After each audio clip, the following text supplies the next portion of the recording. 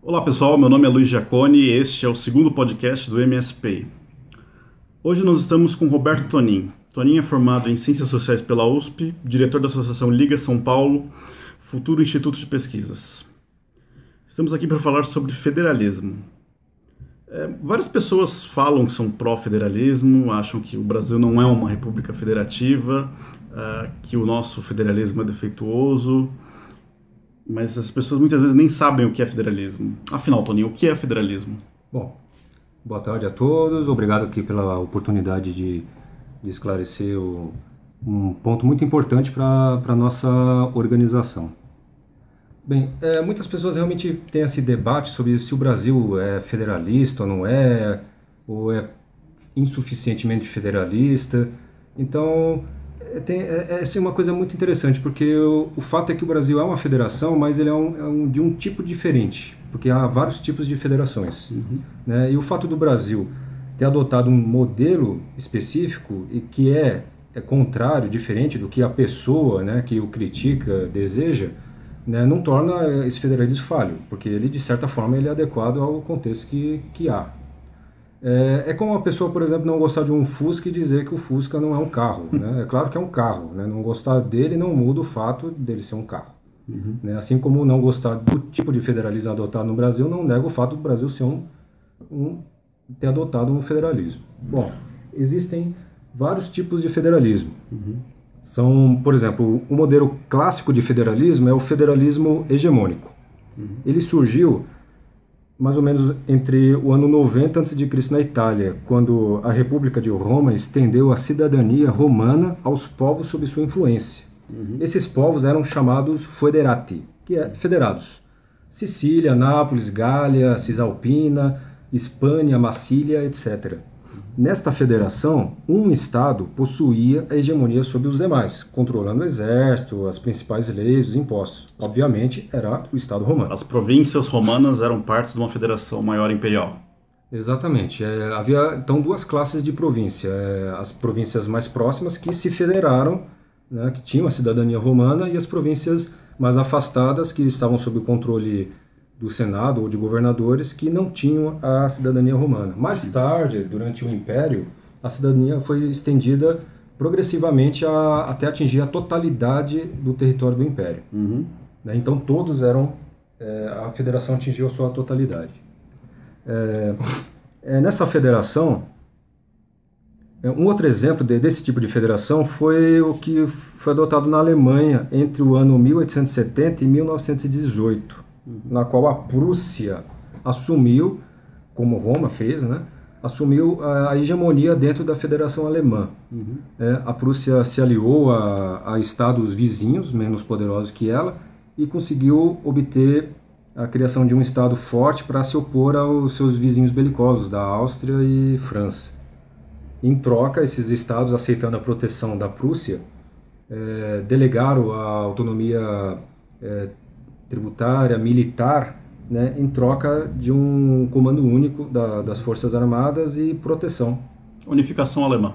Foi exatamente a unificação alemã. Exatamente. Hoje, um exemplo claro disso, desse federalismo hegemônico, é a Rússia.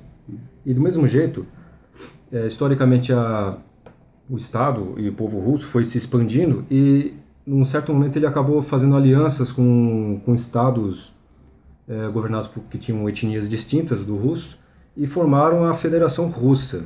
Então, o Estado, a Rússia, o que se entende por Rússia, é um aglomerado de povos, de dezenas de estados independentes, de vários tipos de classes de estados completamente diferentes uns dos outros, e que aglomeram centenas de etnias e idiomas distintos. Então, a Federação Russa é um Estado claramente hegemônico, na qual o Estado russo, da etnia russa, tem preponderância sobre todos os demais. E alguns estados russos chegam a ter seu próprio exército.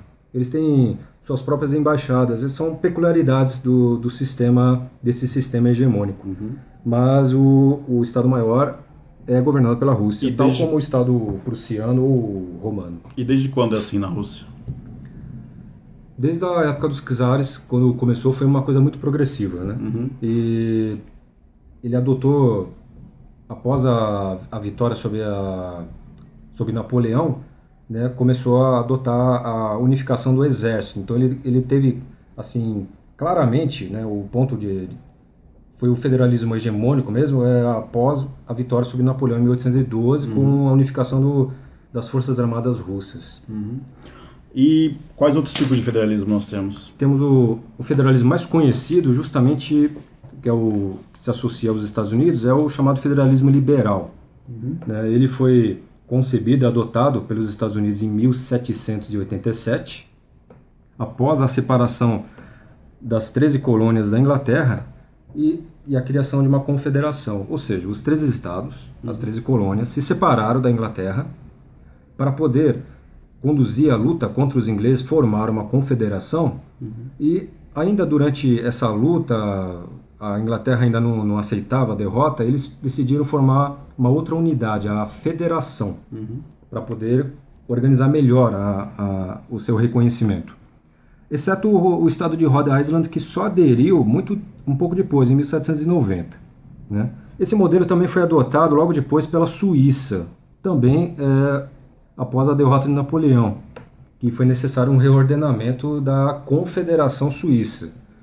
A Confederação Suíça foi criada após a desagregação, né, dos estados romanos na Idade Média, que se criou alguns povos, né, os cantões criaram uma confederação para a defesa contra invasões bárbaras. Isso durou muito tempo, séculos, até que Napoleão invadiu o país. E vendo que o seu modelo não era suficientemente forte, eles decidiram adotar o federalismo americano. Então a Suíça hoje é uma federação, ao contrário do que a sua própria nomeação de Confederação Suíça é apenas nominal, ele de fato é uma federação. Esse federalismo liberal ele possui duas variantes muito importantes, o federalismo dual e o federalismo cooperativo. O federalismo dual ele estabelece uma dualidade entre o Estado federado e o Estado nacional. Então ele tem atribuições específicas para o governo federal e para os Estados federados. Né? Nos Estados Unidos esse modelo ele não existe mais. Ele durou de 1787, no seu início, até o ano de 1932, quando Roosevelt deu fim a esse modelo adotando um alternativo. Por isso, é muito importante que algumas pessoas... Né, fortalecimento do poder central do governo federal. Houve a transição para um modelo que é o cooperativo, onde o Roosevelt decidiu fortalecer o governo federal para tomar certas medidas políticas que ele considerava cabíveis para o momento. Mas muitas pessoas pensam que quando se fala em federalismo e se imagina os Estados Unidos, se remete a esse federalismo antigo, que é o federalismo dual, que foi feito lá depois da independência americana, mas esse federalismo não existe há mais de 80 anos. Ele deixou de existir em 1932 nos Estados Unidos. Hoje, nós temos o federalismo cooperativo, que foi adotado em 1933 por Roosevelt, né, que é marcado por uma forte intervenção do governo federal, que passou a exigir políticas públicas em cooperação. Assim, por exemplo, escolas são geridas por um município, um condado, e ele tem no seu comitê administrativo a supervisão federal e estadual. E as leis federais também passaram a ter uma maior abrangência. Esse sistema ele teve um intervalo no ano de 1964 a 70, onde o presidente Johnson ele intensificou o papel do governo federal, repassando verbas e impondo políticas diretamente aos municípios, reduzindo o papel dos estados. Guerra contra a pobreza do Johnson, criação do Medicare, Medicaid, vários programas sociais federais que afetaram diretamente a população como antigamente não havia. Exatamente. E com a queda do Johnson, a eleição do Nixon, uma das suas plataformas era reverter essa imposição federal, que tinha lá o seu lado social, né, só que isso afetava as liberdades dos estados e o pacto que esses estados faziam. Então ele decidiu reverter essa situação e retomando as necessárias parcerias com os estados, para ter um equilíbrio. Sim.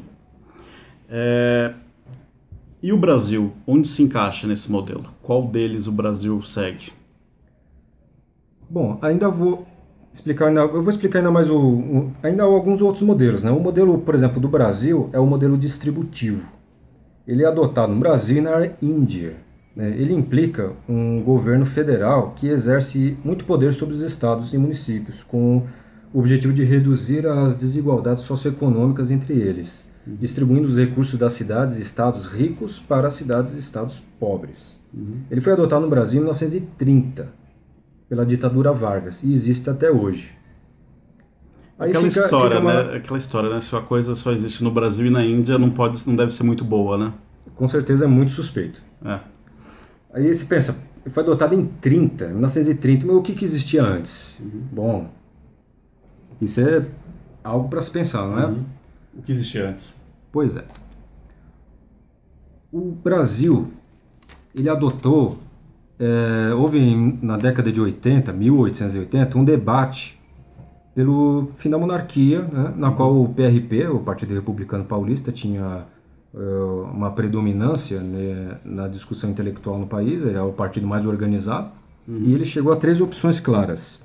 A adoção de um federalismo do tipo liberal, do modelo dual, adotado pelos Estados Unidos na época, a alternativa de um federalismo hegemônico, adotado pela Alemanha, e a adoção por uma ala do PRP que queria a separação total dos estados, para cada estado ser independente e, num futuro próximo, realizar uma união que fosse mais conveniente a cada estado, né? A proposta defendida pela facção de Martim Francisco e Alberto Salles. A proposta vitoriosa foi o federalismo liberal, né? E é exatamente por isso que o país passou a se chamar Estados Unidos do Brasil. E esse modelo vigorou de 1893, quando foi adotado, até 1930. E ele não deu certo por várias razões, né? Ele foi criado de uma forma incoerente. Ele foi criado de cima para baixo, ele foi imposto pela administração pública. Não foi como na Suíça ou nos Estados Unidos, onde os estados, as populações se reuniram na sua autonomia, nos seus estados independentes, e decidiram criar uma aliança, um federalismo, onde eles pudessem lidar com os problemas. Aqui não, foi simplesmente feito como uma imposição. De cima para baixo. Isso. Os estados que passaram a ser estados federados, eles não tinham autonomia quando se criou a federação. Eles eram reles províncias dependentes da administração central. Durante a monarquia, os estados, as províncias, não tinham quase relevância nenhuma.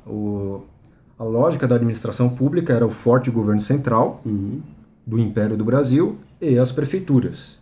O intermediário, as províncias, tinham pouca relevância. Então você tem a criação de um estado, uma federação com estados e províncias que eram irrelevantes politicamente, economicamente e administrativamente. Então isso foi um erro gravíssimo. Era necessário antes reforçar a autonomia desses estados, que era justamente a proposta de Martim Francisco e Alberto Salles. E havia também um problema da falta de elites locais. Elas eram fracas, elas não defendiam os interesses regionais. Havia muitas elites municipais, mas não aquilo que se pode chamar de uma elite cívica. Isso não existia, exceto São Paulo. E é justamente por isso que havia um outro fator, que é uma inveja contra São Paulo. Porque os outros partidos, os outros movimentos republicanos e até mesmo alguns de restauração monarquista não desejavam ver São Paulo tendo predominância nas discussões sobre o futuro do país. Sobretudo porque havia uma ala que defendia o federalismo hegemônico, que era justamente fazer o São Paulo ser o papel da Prússia na Alemanha. Então, boa parte disso não ter dado certo foi a inveja contra São Paulo. Boa parte, consideravelmente. Coisa que nós vemos até hoje. Isso afetou a evolução dos trabalhos e acabou adotando o federalismo liberal americano, que teoricamente é uma coisa muito positiva, mas para o contexto do país na época foi totalmente inadequado. Né? E inveja contra São Paulo vem causando danos desde então, né? Em 1930 houve justamente um golpe contra o presidente paulista, eleito para governar o Brasil, que ele tinha uma plataforma de modernização muito, muito interessante, mas foi subtraída, né, da história, e se colocou Getúlio Vargas, que com o apoio de criminosos, coronéis, caudilhos e até de, torturadores, infelizmente, de liberais do Partido Democrata, que por picuinhas políticas acabou apoiando um golpe militar totalmente lamentável. Isso não só destruiu o sistema político, mas ele acabou destruindo aquele federalismo liberal que até poderia conseguir se evoluir, poderia ser adaptado com talvez algumas décadas de esforço. Ele destruiu ele e o substituiu pelo modelo distributivo, que é o que perdura até hoje, né? E com isso ele imediatamente, no seu governo, ele pilhou os recursos públicos, colocou milhares de amigos e partidários no governo, aumentou impostos, interviu em estados, impôs relação direta. Aí que tá, ele impôs uma relação direta entre o governo federal com os municípios. E é isso que a maioria dos cientistas políticos consideram o germe central da corrupção. E o que vem a ser esse modelo distributivo que é o atual no Brasil, que foi imposto por Vargas? Bom, é aquele que eu mencionei, que ele implica que o governo federal tem uma predominância, né, sobre os estados federados, e ele tem uma ação direta com o município. E no Brasil, particularmente, né, ele cria, na Índia também, né, ele cria a figura do município como ente federado. Então, a ideia tradicional de uma federação ser uma relação entre um governo central e um governo regional, aqui se cria ainda, o governo regional ele vira um governo intermediário, pois ele se cria o governo local, que é o município. Então, tem uma situação tripartite. E o objetivo a alegação do federalismo distributivo é reduzir a pobreza, né, as desigualdades entre os estados, distribuindo os recursos das cidades e estados ricos para as cidades e estados pobres. Só que isso realmente só fica na teoria. Ou seja, você tira de São Paulo, leva para Brasília na esperança de que Brasília irá mandar para as partes mais pobres, o que não é necessariamente o que acontece. Não, fica o dinheiro, os recursos ficam inteiramente com a burocracia política e administrativa do país. É o germe da corrupção, né? Sim. Existe ainda um quarto modelo de federalismo que ele foi criado em 1945 na Alemanha, substituindo o modelo anterior. Ele é chamado de federalismo subsidiário. Ele foi criado na Alemanha, né, pelo Partido Democrata Cristão de Konrad Adenauer, que era, curiosamente, um ex-militante separatista. Na época da República de Weimar, Adenauer defendia a criação de uma república renana ou, alternativamente, uma federação sem a hegemonia da Prússia. E esse modelo subsidiário se baseia no princípio, obviamente, da subsidiariedade, no qual tudo o que você pode fazer, você faz.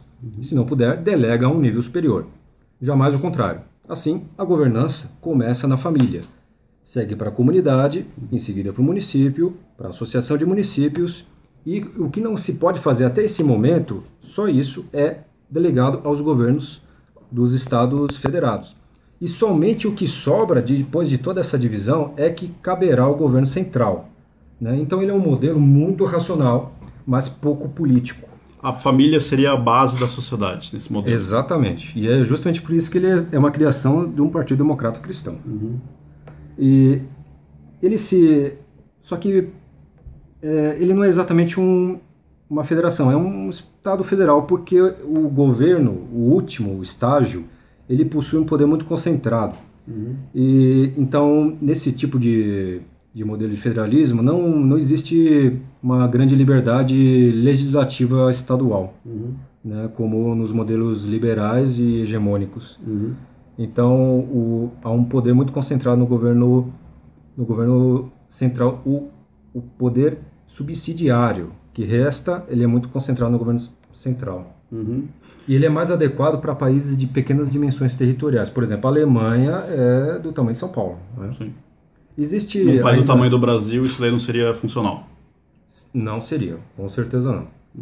Né? Existe uma outra alternativa que algumas pessoas chamam de federalismo devolutivo, mas ele não opera, as nações não são federalistas, não são federações, são geralmente estados unitários. ele na verdade é um mecanismo de transição federalista, ou seja, é a conversão de Estado unitário para um Estado federal.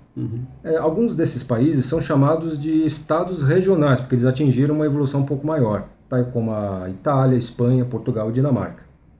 Né? Alguns que ainda não conseguiram atingir esse estágio, como tem a Bélgica e o próprio Reino Unido.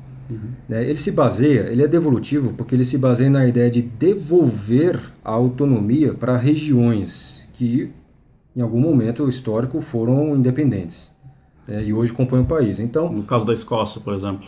Exatamente. A Escócia foi uma estratégia atual, muito atual, né? Iniciou no ano passado de federalismo devolutivo. O governo unitário britânico ele decidiu devolver a antiga autonomia, parte da antiga autonomia escocesa, para evitar a secessão da Escócia. Você entrega o anel para não perder o dedo. Basicamente exatamente, é isso. Exatamente. E os escoceses caíram nessa lorota. Né? Por quê? A Itália, por exemplo, nos anos 60 e 70, 1960 e 70, houve uma devolução, né, da gestão da saúde para a esfera exclusiva das regiões. Você pode pensar, nossa, que bom, né? Então, exclusivamente cabe ao governo regional cuidar da saúde. Sim, só que esse governo ele não tem o controle financeiro. Ainda depende de repasses de Roma. Né? Então, se o principal argumento desse modelo é impedir a fragmentação concedendo autonomia para as regiões, essa tal revolução, né, pela devolução, é tão lenta que o partido na Itália, o partido Liga Norte, estimou em 300 anos o tempo que levará para completar esse processo.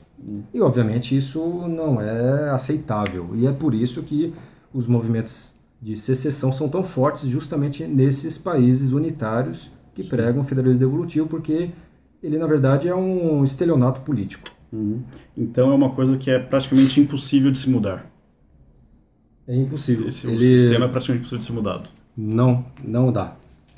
Através da questão de, aos poucos, devolvendo a autonomia, é inconcebível, né, numa vida de várias gerações. Então, quando algum político aqui no Brasil fala de repactuação do pacto federativo, é uma lorota, basicamente. É praticamente um estelionato, porque você não pode mudar um sistema de cima para baixo, né? Você vai adotar...